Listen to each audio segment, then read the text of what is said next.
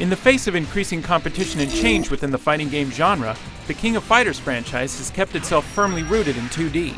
The series began as a crossover of sorts for SNK franchises like Fatal Fury and Art of Fighting, but quickly escalated into their flagship fighting series.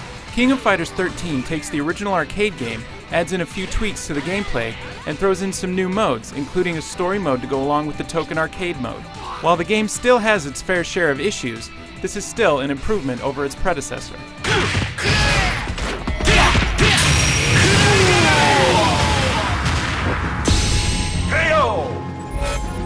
The game's new story mode features cutscenes meant to explain the story, but what's here is pretty tough to follow.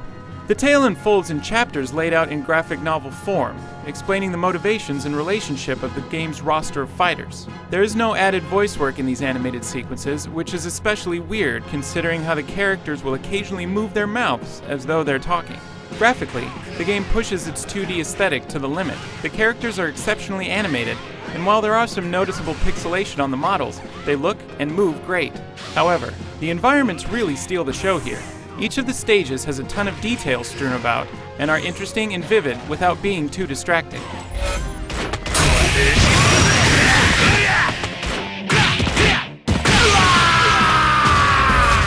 The gameplay in King of Fighters XIII centers on the 3-on-3 combat featured in its predecessor. You select a team of 3 fighters, and instead of tagging them out during combat, you must fight them in elimination matches.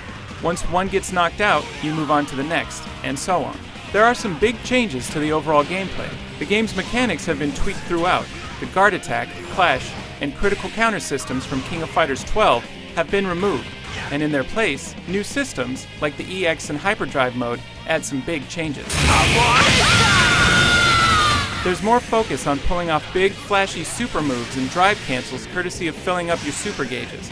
But there is still quite a bit of timing and strategy to pull off some of the more complex moves, like max cancels, which are capable of some devastating damage. SNK Playmore seems poised to out-Seth Capcom with the second-to-last boss in the game's story and arcade modes, who is among the cheapest bosses around. You lose. While slightly easier, the actual final boss doesn't give you much room for error either, often pulling off the same brand of screen-filling special attacks and cheapness. Online, the game handles better than its maligned predecessor, but still leaves something to be desired.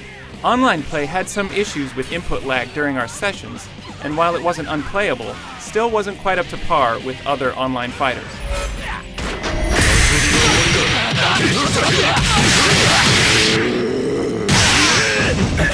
King of Fighters XIII adds in some welcome changes to the franchise, and improves upon its predecessor in several key ways. While it still has some issues, including a confusing storyline, laggy online play, and some cheap boss characters, the King of Fighters XIII is a step in the right direction for the series. For more on King of Fighters, head over to IGN.com.